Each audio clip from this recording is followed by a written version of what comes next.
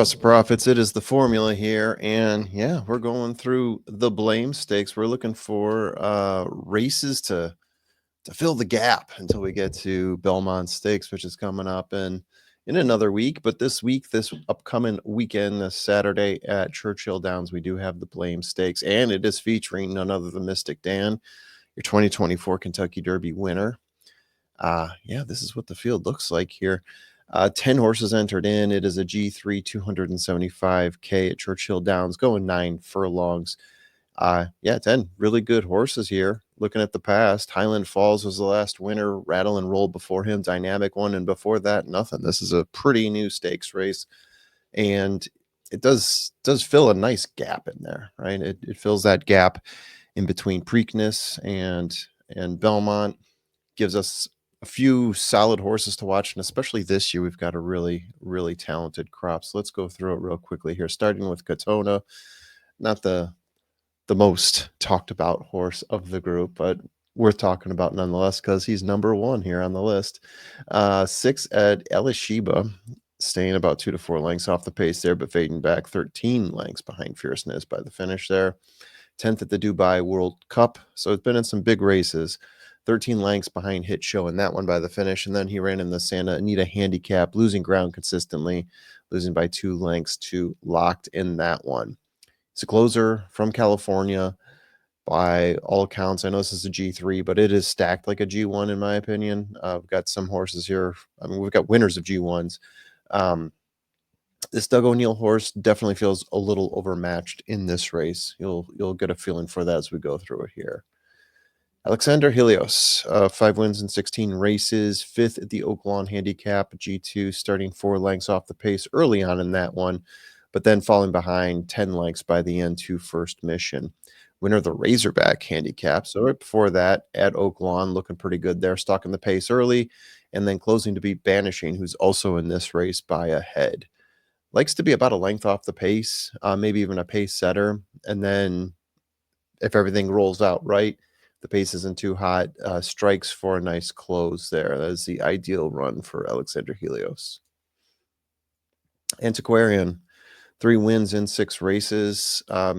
Last race out, after having a pretty big layoff from the Belmont Stakes, won a 7 furlong optional claimer at Gulfstream Park, setting the pace, holding on in the end for a 2-length win over Shaq Diesel. Before that, he was entered into the Belmont Stakes, 5th place there for Todd Pletcher, starting off 2 lengths off the pace and faded back.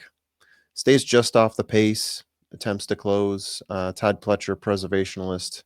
John Velasquez, Antiquarian. Mystik Dan, don't need to say too much about Mystik Dan. Only 3 wins in 12 races, though. For a horse that won the Kentucky Derby, maybe a little bit disappointing. I think a lot of people do view him as maybe not the best horse in that race, but the best horse for the day. Last time out, second by a nose to Saudi Crown in a black type race that with Saudi Crown and Mystik Dan seems pretty impressive. Went gate to wire in that one, challenging Mystik Dan most of the way. I think everyone else is about 8 lengths back of them. Before that, 9th at the Pegasus, starting off in 3rd place, 1 length off the pace, then fading 20 lengths back of White Abario. And of course, we all know he's the winner of the Kentucky Derby. Put on a good showing in Preakness, but didn't have enough for the win there. Ken McPeak, BJ Hernandez, Golden Sense. Best actor, 5 wins in 14 races. Last couple times out now, it's so impressive. Obviously, having a trainer change might be part of that. 8th at the Knicks Go Overnight Stakes, starting off near the pace and then fading 15 lengths back of Liberal Arts by the end there. 9th at the Commonwealth Stakes, starting in 9th and never really making an impact. 12 lengths back of Extra Añejo in that one. As mentioned before, he was having a bit more success while under Brad Cox. Looked good in 2023, but really have not seen much from him since. Hall of Fame. I believe this was $1 million horse here. Hall of Fame, 4 wins in 9 races. 3rd at the Alisheba, a race that we've talked a lot about and we'll be talking more about in this full field rundown. Starting off close to the pace, losing ground 4 lengths back of Fierceness. 2nd in the 9 furlong New Orleans Classic, a G2, stalking the pace, losing by 2 lengths in that one to Touch Upon a Star. and first at the mine shaft, stalking the pace, taking over down the stretch to win by a head over. This is gonna be a tough one. This is for you, Wolf of Oaklawn. Como Rubino Omade. Omiade. Mm. Yeah, and the finish was less than 1 second off the track record. This is an impressive horse to me, Hall of Fame. I've really liked this horse since he broke his maiden. 2 firsts and a second with Jose Ortiz, which is another consideration here. Gone through a few jockey changes, but he's had most of his success, I believe, under Jose Ortiz. Steve Asmussen horse from Gunrunner. Most wanted. 4 wins, 3 second places in 7 races. That's right. He either finishes first or second, at least up to this point.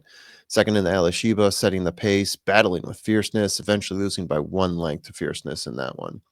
Second at the Challenger Stakes in Tampa Bay Downs, G3 setting the pace early on, getting overtaken by Skippy Longstocking down the stretch, losing by 1 1/4 length to Skippy in that one.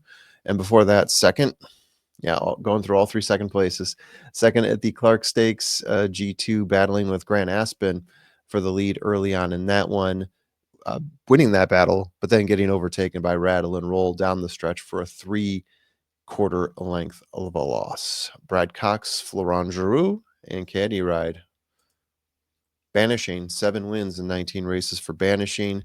Been looking pretty good lately. Lost by a neck in Churchill Downs to Mindframe after uncharacteristically, I can say this, closing from the back. This is a horse that does like to be a little bit more closer to the front. So it looked like something happened in that race. It was pretty strong of him to actually recover in that one. Before that at Oaklawn, in the Oaklawn handicap, was second place there, close to the pace most of the race, losing a first mission by 2 lengths down the stretch in that one. And then winner of the Oaklawn Mile, a G3, stalking the pace and beating Saudi Crown by 1 length in that one. So he's had some pretty big horses to tangle with. Saudi Crown, first mission, coming up pretty close in both races, winning over Saudi Crown in the Oaklawn Mile. David Jacobson, Flavian Pratt, and a Ghost Zapper. Post time, 100% in the money in 16 races for Ghost Time. Hard to imagine. He's running some big ones too. Optional claimer most recently at Laurel Park, going back to his roots. He's a Maryland horse. Won by 13 lengths over Union Fleet in that one. Coming back, showing who's boss. Third at the Cigar Mile, starting in 9th place, 6 lengths back, and closing to within 2 lengths of Lot for 3rd place there. Second at the BC Dirt Mile, right? It's about as big as it gets there. Closing from 13th place at the first call to lose by a length to Full Serrano in that one. Brittany Russell, Sheldon Russell, and sired by Frosted. Fun horse to watch there. And finally, Tennessee Lamb, 3 wins in 11 races. Winner of the Ben Ali, a G3, stalking the pace and edging out a 1 length win over San Siro. Winner of a 1 mile Gulfstream Park allowance optional claimer, staying just off the pace early on, taking over, entering the stretch, and winning by 5 lengths in that one over the Thor. And the thing to note about him, you just look at his race history. He's got the 1 G3, which is the Ben Ali. Looked good, obviously. I mean, he won the Ben Ali. But then he's got 8 maiden races. Took him 8 tries to break his maiden. So even though he's got that Ben Ali win, you got to think maybe he overclassed himself in that one, or maybe it's just time and he matured and he's going to show us more. Either way, with the field here, it's definitely hard for me to get too excited about the Tennessee Lamb. So what do we got here? So I think the safe play, probably all agree, most wanted, the Brad Cox horse. I shouldn't say we all agree here.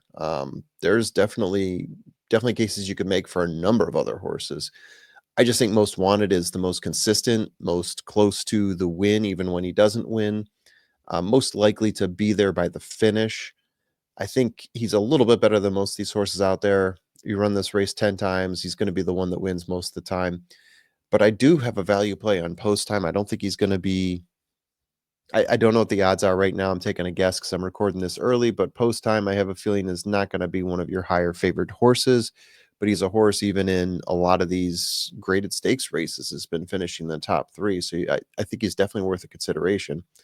So after that, key most wanted, Hall of Fame has to be there. Really like Hall of Fame. I almost had him as my safe play. It was between him and Most Wanted, but I feel like Most Wanted has probably done a little bit more. Um, yeah, hard to go wrong with either one. Then post time, and hey, you got to throw it Mystic Dan, right? Um, Last time out, he looked strong. He looked like the old Mystic Dan. So definitely hoping to see him show something coming up in this race here. So that'll do it for me as the Blame Stakes. Let me know what you guys think. As always, please do gamble responsibly and have yourself a lovely day.